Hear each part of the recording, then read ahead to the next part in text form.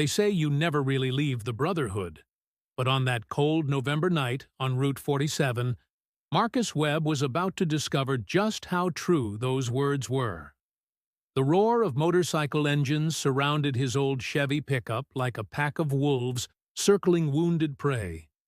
And in that moment, with nowhere to run and no one to call, he thought his luck had finally run out.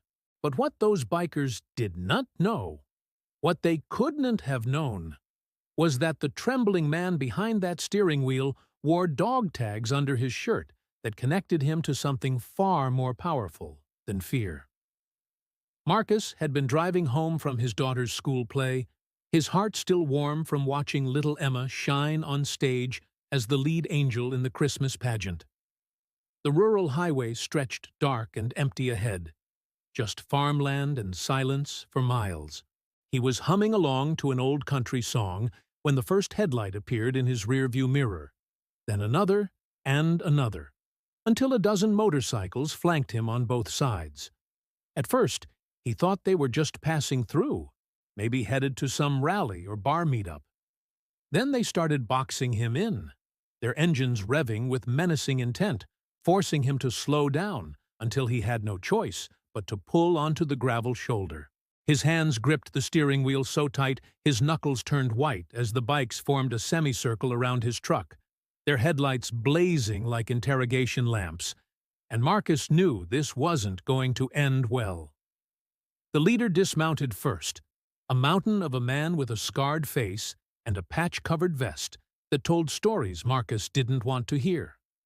He walked toward the driver's window with the swagger of someone who'd never faced real consequences, tapping on the glass with a ringed fist that looked like it had broken plenty of bones before. Marcus rolled down the window just a crack, his voice steady despite the terror crawling up his spine. "Can I help you, gentlemen?" The biker laughed, a sound like gravel in a blender. "Gentlemen? That's cute, old man. You cut off my brother back there at that intersection, disrespected him. Now we're going to teach you some manners." Marcus's mind raced through his options. There were none. His phone sat on the passenger seat, but reaching for it would be seen as a threat. Running would get him nowhere. Fighting 12 men was suicide, so he did the only thing he could think of. He reached up slowly, pulled the chain from under his collar, and let his dog tags dangle in the dim light. "Look, I don't want any trouble. I'm a veteran, just trying to get home to my family. Whatever happened back there, I apologize. Let's just call it even." The biker's eyes narrowed at the tags, but his smirk didn't fade. "A veteran? Well, ain't that touching? Guess what, Rambo? I don't care if you stormed Normandy. Out here, rank don't mean nothing." His crew laughed, closing in tighter, and Marcus felt the weight of his 62 years pressing down on him like never before. His combat days were decades behind him, back when he was a Marine Scout sniper in Desert Storm, when his hands didn't shake and his knees didn't ache. Now he was just a retired postal worker with a bad back and a daughter waiting for him to tuck her in. But as the bikers started reaching for his door handle, something inside Marcus refused to break. He fumbled for his phone, fingers trembling, and managed to tap out a single message to a group chat he rarely used anymore. The one labeled 2nd Battalion Brothers. 3 words: "Need help. Route 47. Then he dropped the phone to the floor as the door yanked open and rough hands dragged him out into the cold. They shoved him against the truck, words and threats flying like shrapnel, and Marcus closed his eyes, wondering if Emma would understand why Daddy didn't come home. The leader was in his face now, breath reeking of whiskey and violence, when suddenly the distant rumble of engines cut through the night. But these weren't motorcycle engines.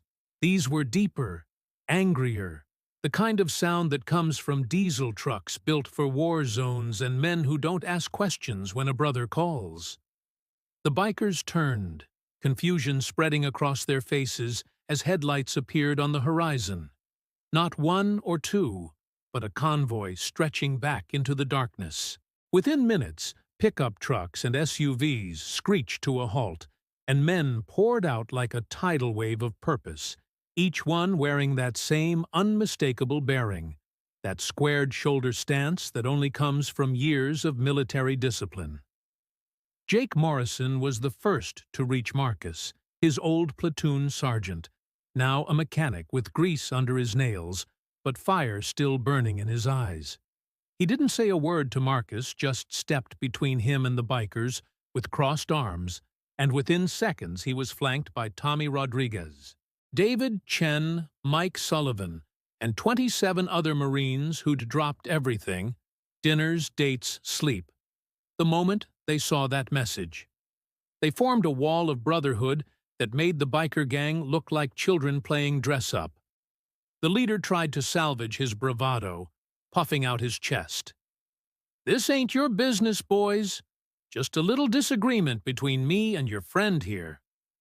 Jake's voice came out cold and level, each word carrying the weight of Fallujah and Helmand Province. "You put your hands on a Marine. That makes it our business. Now, you got two choices. You can apologize, get on your bikes, and ride away. Or we can teach you what real brotherhood looks like."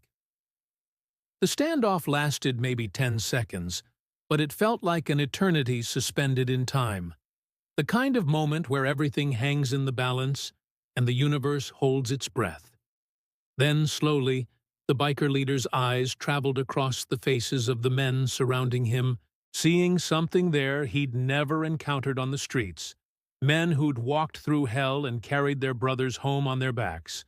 Men who didn't fight for ego or territory, but for something infinitely more powerful.